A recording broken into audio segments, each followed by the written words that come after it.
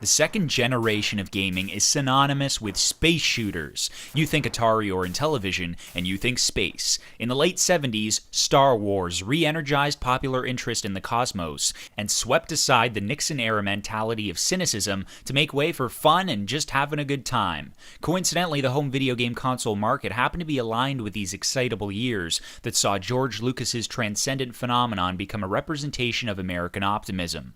True enough, just as the Death Star met its final end in 1983, so did the video game industry in an economic crash that dissolved an unstable empire. Though, like the Death Star, gaming would once again rebuild from the debris. But enough of the history lesson and convenient analogies. My point here is that there were so many space shooters in the years between 77 and 83. To review them all would not only be futile, it would be redundant. From Space Invaders to Asteroids, they all pretty much revolve around the same gameplay. Shoot stuff against a dotted black backdrop. So let's skip the arcades and Atari and look at one of the defining titles for the Intellivision. Yes, a little more obscure. I'm talking about Astrosmash. Shoot stuff indeed. Forget the evolved combat of Halo or the deep story and universe of Mass Effect. This is classic arcade space mayhem at its finest. Asteroids are falling from above, and it's your job to take them out before they can take out your base. At least I'm assuming you got a base somewhere around here. You got one on the front cover. You move your spaceship or cannon, it's always hard to tell with these kind of games, left to right and blast away at all the intergalactic refuse hurtling towards you. And you don't get hit. Simple. Yeah, it might seem straightforward, but what started off as a slow descent of debris quickly became a violent onslaught of UFOs, satellites, and missiles.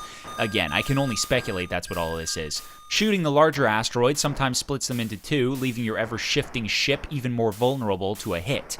Though avoiding meteors would result in a fractional point deduction, there was no death penalty for evasion, so it's not like you had to shoot at absolutely everything, but firing at the satellites was a must. If they made their way to the bottom, the player would lose a life. If you did find yourself in a snag, you could always go into hyperspace, sending you to a random part of the screen. This was a useful option in the later hectic portions of the game, but only as a last resort, as you could just as well teleport into another incoming rock. Like most pre-crash days, Astrosmash wasn't about completion, it was about climbing. The higher your score, the harder the game predictably became.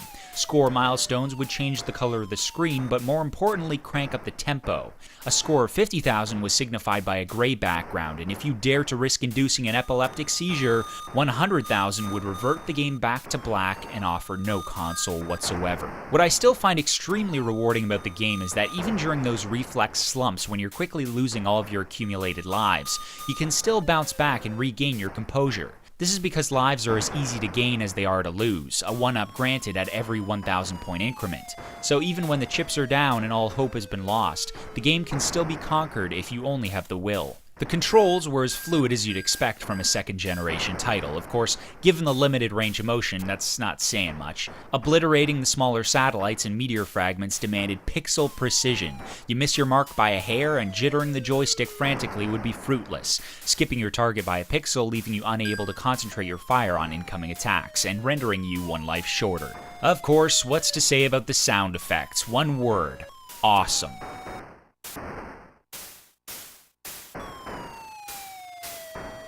Naturally, like the space operas of the cinema, these classic games were more about the fiction than the science, i.e., there is no sound in space.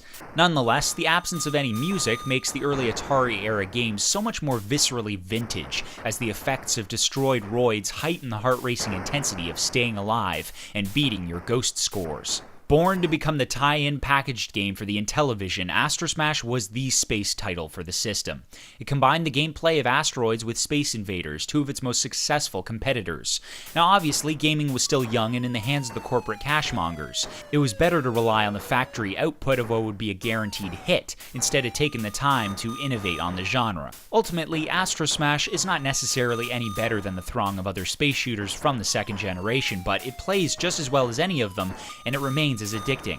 Indeed, I only revisited the classic from my childhood with the intention of playing enough to refamiliarize myself with the game to write a review on it. Yeah, 7 hours later I'm locked in the darkness of my bedroom to the sound of crickets, my eyes seared with the flickering lights of a sweated-for high score.